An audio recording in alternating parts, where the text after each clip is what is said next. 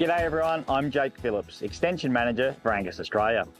Welcome back to episode 2 of Paddock Talk.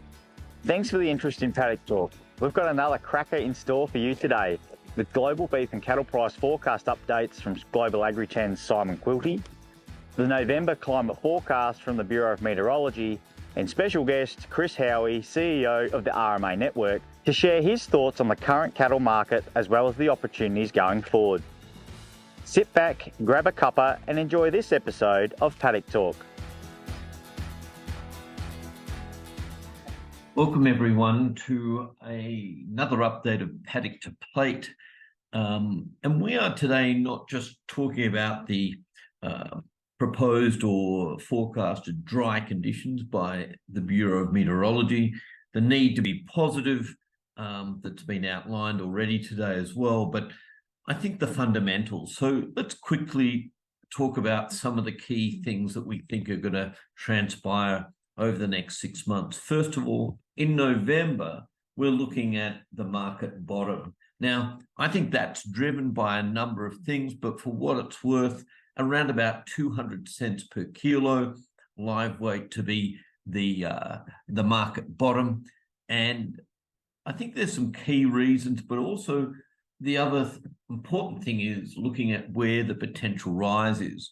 Originally, we thought it was going to be in the back end of next year, but now that's been brought forward. Let's touch on these. First of all, why the market bottom in terms of the November period? Psychology has driven this. El Nino announced in June last year, and the market has reacted early and destocked. We've seen some extremely high daytime temperatures, particularly in New South Wales in the month of August, that also led to destocking.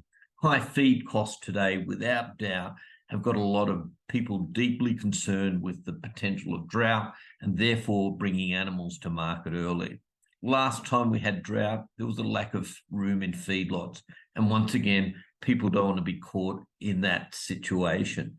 We also have a much better understanding of drought management, the need for lower stocking rates, and better weather information is playing a crucial role. But for all these reasons, we've seen some heavy destocking early.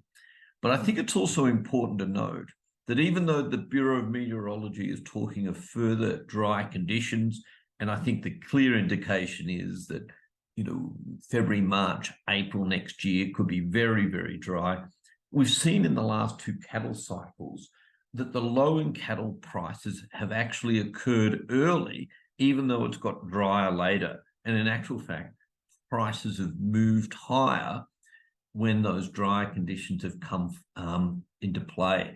I'd like to say that I think the same is going to occur again, where the low in November, but to get even drier in February, March, April, and yet prices to rise. I think the big one to watch here too is that influence of Wagyu on Angus feeder steers.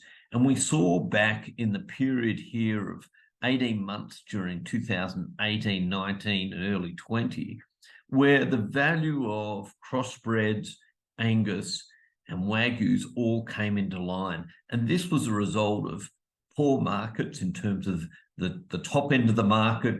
We also saw Wagyus being oversupplied, and we've now, got, I guess, the desire to put weight on quickly when prices are this cheap. So they all came together. And once again, if you look at today's pricing, we've got them all accumulating within 20, 30 cents of each other.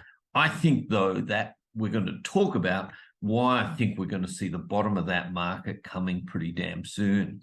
One of the key things with that Wagyu market, knowing that Angus is tied at the hip to it, is I expect in November this year that we'll see Wagyus in America in particular bounce off prime steers. That's the high end of the US market, and I think November is the low for Australian Wagyu in that market, and then for prices to start to lift. That in turn will see Angus prices lift. So keep your eyes close on that US market when it comes to Wagyu, because I think it's a clear indicator of where that Wagyu market's going to be. But for what it's worth, we saw back in 2018 and 19 we got to a period of animals on feed in terms of Wagyu to 230,000 thereabouts.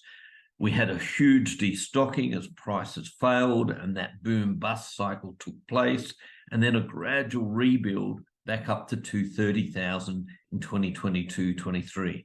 Lo and behold, the bust has occurred again, and numbers on feed are falling to 175,000 and going even lower. To me, we need to clean out that excess amount of Wagyu in which to help then lift the Angus market. Without that, it's going to be a struggle. I also note here that we're bringing forward, due to recent forecasts, the lift in the market. I think we're going to now see it come in June, July, and the market to move, I guess, say 6 months earlier than predicted. And that's because of the rain that's now being forecast. This will be a short and sharp El Nino. So keep your eye on that. But to me, it's all about the fact that rain is likely to come early. So I've revised my forecast, still calling November the low, a gradual improvement through March, April, May. This is on feeder steers nationwide. And then when we get to the rain in June, when it hits hard, I expect we're going to see a fairly dramatic lift, particularly in heavy steers. I think lighter steers will be also the next to follow, but it'll be the heifers, I should say, are the next to follow, and the lighter steers to be the last, mainly because of just the timing in terms of the rain coming and that inability to react to it due to the cold conditions. It won't be until August, September, October that the full benefits are received. So let's look now then where the likely scenario for Angus is. I think as we come into that period over the next 6 months, they'll still be coupled together, but it'll be a much shorter period than 18, 19, and 20. And then that decoupling will start to occur in June, and Angus prices, I think, will lift quite dramatically towards the back end of next year, along with Wagyu and the flatbacks as well. So to me, it all points to, I think, a sluggish start to next year. But when rain comes, my expectation is that things will turn around. With that, I'd like to say thanks for joining us today. Hope you've got something out of this. Cheers.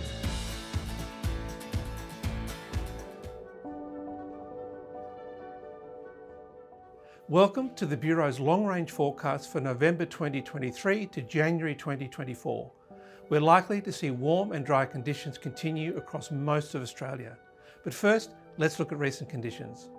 Dry conditions continued across most of the country, with large parts of southwestern, central and eastern Australia receiving very much below average rainfall. Daytime temperatures were very much above average for large parts of western, northern and eastern Australia. October daytime temperature records were set at some locations in Western Australia and the Northern Territory, including Nucky Lagoon, Carnarvon Airport and Rottnest Island. Soil moisture levels are below or very much below average across most of the country. The dry landscape combined with warm temperatures contributed to bushfires in many locations in northern and eastern Australia. Water storages in many regions have fallen. Storages in the Murray-Darling Basin and the New South Wales coast are down 6% from last year. Storages along the Queensland coast, in the South Australian Gulf and the South West coast are down 10%. In November, there is a high chance of below average rainfall for most of Australia. However, for November to January, the extent of below average rainfall eases except for Southern Australia and Queensland. Large areas in the west and northeast have at least 2 to 3 times the normal chance of being unusually dry. Lower than average stream flows are likely for nearly all forecast locations. Daytime temperatures for November to January are very likely to be warmer than average almost everywhere. There is a very high chance of unusually warm days for most of the country. Warmer than usual overnight temperatures are also very likely across most of the country. The tropical cyclone season is from November to April. The Australian region is likely to experience a below average number of tropical cyclones and tropical lows this season. The first tropical cyclone would typically cross the Australian coast in late December, but this can be later in El Niño years, possibly early to mid-January.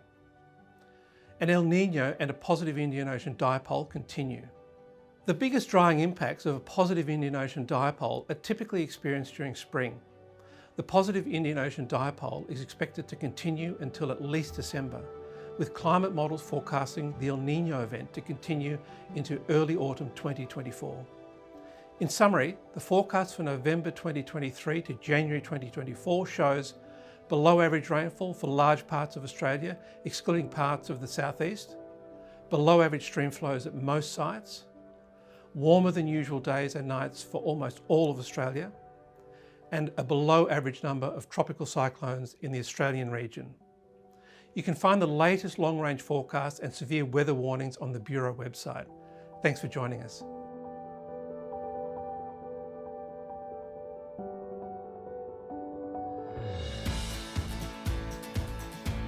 Hello, I'm Chris Howie, CEO for RMA Network, representing independent livestock and property agents across Australia. Angus Australia Paddock Talk have asked me to provide my views on looking at opportunities for breeders and traders within the cattle industry moving towards 2024. No one can have all the answers or get it 100% right, but the baseline fundamental is getting your mindset right and assessing the experience surrounding you that allows you to make informed decisions. Many have stopped thinking positively because of the price reset over the past 12 months. However, when the prices were high, all were buying without fear. Yet now with low prices, we seem to be suffering from decision paralysis, fed by the what-if scenario. My thoughts are now is absolutely the time to re-enter the market based on price levels. International drivers such as the US, herd improvement opportunities which are fantastic, and finally pasture-based weight gain. It has been a long time since we were able to buy store cattle cheaper than what the end market price is. Hopefully a few things I've learnt as an agent can help you return to a positive thought process for marketing and buying your cattle, irrespective if you're a breeder or a backgrounder. For the buyers, getting set for the season ahead is so important. Look at your finance and feed position now, not on the way to the first sale. Feed map your property. A lot don't do it, but it's a great way to understand available kilograms of weight gain available to you. And don't let an aversion to funding livestock stop you creating value from your feed. The advent of reputable specialist livestock financiers has opened the door to informed margin creation. It's key to map your target market before purchase. Who are you selling to and when? Once you know this, all of your drivers become quite easy. Purchase weight, number, quality, sex, age, required average daily weight gain. You always make your margin when you buy. Buy price is critical. Understanding the margin opportunity at current rates. Use a weight gain calculator that includes interest, freight, marketing, animal health and mortality. Don't forget every now and then you will lose one or two. And don't pie in the sky. Use current values and your ability to put weight on. That's what you're really good at, putting the weight on as quickly as you can. Future lift in price then becomes the bonus, not an expectation. Light cattle are undervalued and well worth buying at this point of time. 200 to 250 kilogram calves, especially heifers, are very good buying right now. And the opportunity to upgrade your herd. Sell old cows and buy joinable heifers back in. Changeover is very cost effective. Weaner sales in Western Australia and South Australia are just about to start, and then moving into the Western districts, January, February, and move then progressively up towards the New England in April. With the big prices, anything with a head and tail over the last couple of years has made money. In turn, we saw weaned calf numbers drop at sales. This year, my strong suggestion is make sure you wean, otherwise you'll remove a large number of potential buyers. They will become very selective. We've noted in the US at present that there's a 10 to 15 cent per pound discount on unweaned calves. Price. Ask for some help with your agent. What are they worth now? And What are they going to be worth in January? You're going to have a guess, but, an informed guess. Never be scared to put a price on your main line and sell on farm if the opportunity arises and you are happy with what the rate is. If selling earlier than normal, maybe you can hold a few extra heifers back just to use that feed that you normally wouldn't have had. The weaner sales in the south showcase the best genetics and breeding in Australia for the Angus cattle. The opportunities to market to full advantage and buy performance lines is your decision. Remember, most who attend these sales are repeat buyers. Have you rang the buyer of your cattle last year and asked how they went? Auctions Plus, worthwhile having a chat. Don't over-describe your cattle. The assessment is what they are as they stand, not what they're going to be in the future. It's very important that you describe them as they stand. And pictures and videos are so important. Do them well, take the time to make them right, don't rush yourself. When we come to reserves, we've seen a lot of cattle being reserved over the market at what people were hoping for, not what they're prepared to sell them at. This is important because your reserve allows you to meet the market versus chasing the market. Delivery, and this is the most important of the lot. If in doubt, leave it out. It doesn't matter whether it's a bit of a blue eye or whether it's a bit plainer or just doesn't look right. Would you be happy if that animal was in the mob when it ran off the truck, if you had bought them? It's a lot easier to take that rough one out than sort out a dispute that might go on for a couple of weeks afterwards. My last tip is your agent's marketing fee. It's fully tax deductible. We seem to get bogged down in, oh my God, I've had to give some commission away. Your agent should be an asset to your business. Tell them what you expect. Sit down, have a coffee, and sort out a plan for how your trade's going to look, when you're going to buy, what you're going to do before you get into harvest. A good agent can leverage network and allow you to concentrate on feeding your cattle as the number one priority. That's what you're good at. Like I said earlier on, concentrate on what you're good at. Weight gain, feed well, join well, become a top-end breeder or backgrounder just by starting to think about your plan now. Thanks very much for taking the time. Chris Howie, RMA Network. That brings us to the end of another episode of Paddock Talk. If you've enjoyed this episode, please subscribe to our social media channels, or to stay up to date, join our electronic mailing list. It's free. Some great gems in there from Simon, the Bomb and Chris. We appreciate all of their candid insights on the beef job, and we sincerely hope that this information is of use to you to help make better decisions in the paddock. From an Angus Australia extension front, don't forget we have our annual taste enhancements happening this December. So please register for the Zoom webinar on Tuesday, the 21st of November to learn more. We've also recently had a world first, bringing to life the World Angus evaluation of our friends and partners in the US and Canada.